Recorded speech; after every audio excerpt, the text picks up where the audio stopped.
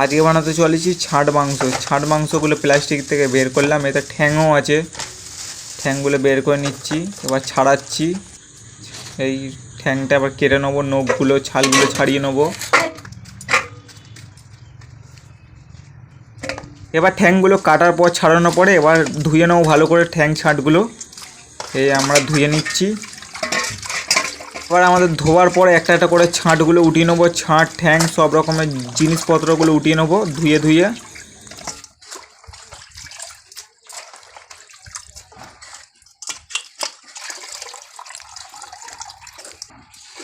যে কটা ঠ্যাংগুলোর নখগুলো বাকি আছে ওই নখগুলো এখন কেটে নেবো, তারপরে ঠ্যাংগুলো কেটে নেবো। এই ঠ্যাংগুলো কেটে নিচ্ছি, কেটে কেটে সাইডে রাখছি।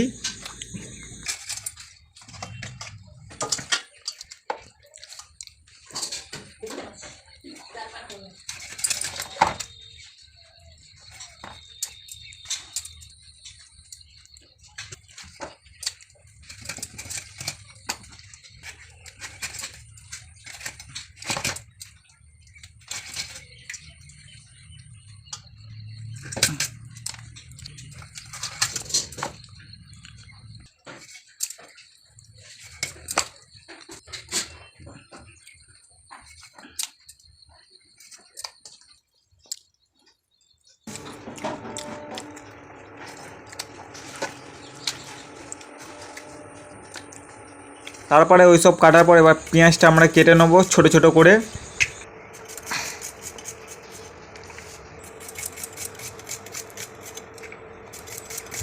তারপর পেঁয়াজটা কাটার পরে এবার আমরা টমেটোটা কেটে নেবো ছোটো ছোটো করে। তারপরে কাঁচা লঙ্কাটাও কেটে নেবো দু চেলা করে ছোটো করে মাঝখান থেকে। তারপরে লঙ্কাটা কাটার পরে এবার আমরা আলুর ছালটা ছাড়িয়ে নিয়ে আলুটা দুভাগে ভাগ করে নেবো।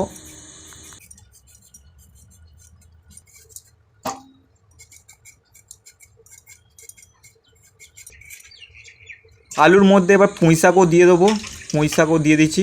এবার ধুয়ে ধুয়ে আলু আর পুঁই শাকটা উঠিয়ে নেবো। ওই সব ধোবার পরে এবার উনুনটা জেলে নেবো, উনুনের মধ্যে রান্না হবে। এবার আমরা কড়াটা বসিয়ে নেবো, কড়াটা গরম হওয়ার পর সর্ষে তেল দিয়ে দেবো। সর্ষে তেলটা গরম হওয়ার পরে তেজপাতা দিয়ে দেবো, একটুখানি নেড়ে নেবো হালকা করে।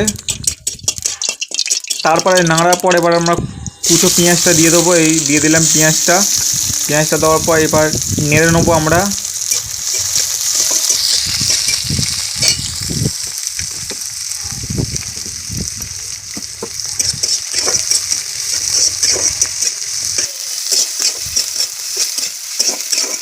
তারপরে আমরা আদা বাটা দিয়ে দেবো, এই আদা বাটা দিয়ে দিলাম। তারপরে রসুন বাটা দিয়ে দেবো। তারপরে কিছুক্ষণ ধরে নেড়ে নেবো। তারপরে কিছুক্ষণ ধরে নাড়ার পরে এবার আমরা টমেটো দিয়ে দেবো, এই টমেটো দিয়ে দিলাম। আবার নেড়ে নেবো কিছুক্ষণ ধরে। তারপরে কিছুক্ষণ নাড়ার পরে এবার আমরা লঙ্কা কাটাগুলো দিয়ে দেবো, এই লঙ্কা কাটা দিয়ে দিলাম। আবার কিছুক্ষণ নেড়ে নেবো। ওই সব দেওয়ার পরে এবার আমরা কিছুক্ষণ পরে নুন দিয়ে দেবো, 2 চামচ নুন দিয়ে দিলাম।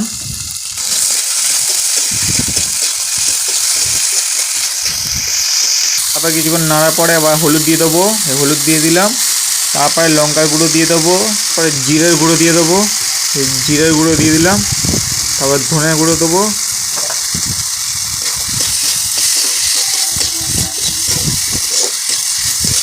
তারপরে এইসব নাড়ার পরে এবার আমরা ছাট মাংসগুলো দিয়ে দেবো, এই ছাট মাংসগুলো দিয়ে দিলাম।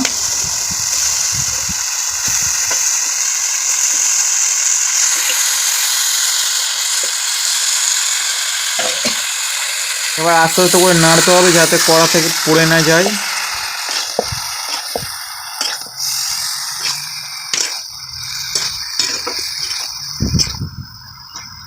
তারপরে কিছুক্ষণ ধরে নাড়ার পরে এবার আলু আর পুঁই শাকটা দিয়ে দেবো, এই দিয়ে দিলাম সব। কড়ার মধ্যে জায়গাই ধরছে না, তাও তবুও কী করে নাড়তে তো হবে, আস্তে আস্তে করে নেড়ে নেবো। কিছুক্ষণ ধরে রেখে দেবো, একা একা দেখবো জল ছাড়ছে। সেই দেখবো জলটা শুকিয়ে গেছে, ওই নাড়া স্টার্ট করে দেবো। এই দেখবে একদম জল নেই, জল সব শুকিয়ে গেছে। তারপরে কিছুক্ষণ পরে নাড়ার পরে এবার আমরা জল দিয়ে দেবো, বেশি করে জল দিয়ে দেবো যাতে ভালো করে সেদ্ধ হয়, আলু ফালু সব কিছুই ছাট মাংসগুলো সেদ্ধ হয়। তারপরে আবার নেড়ে নেবো ভালো করে।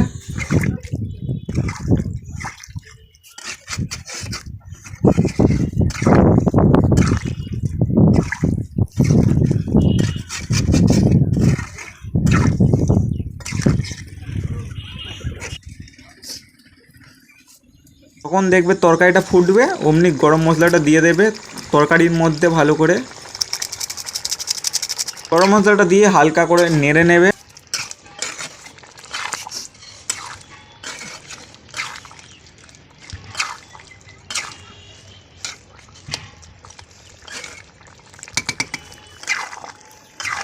তারপরে কিছুক্ষণ ধরে নাড়ার পরে এবার আমাদের তরকারিটা হয়ে গেছে। এই তরকারিটা ডেক্সির মধ্যে ঢেলে নিলাম। এবার আমি খেতে বসবো, ভাতটা বেড়ে নিলাম থালার মধ্যে, এই ভাত বেড়ে নিলাম।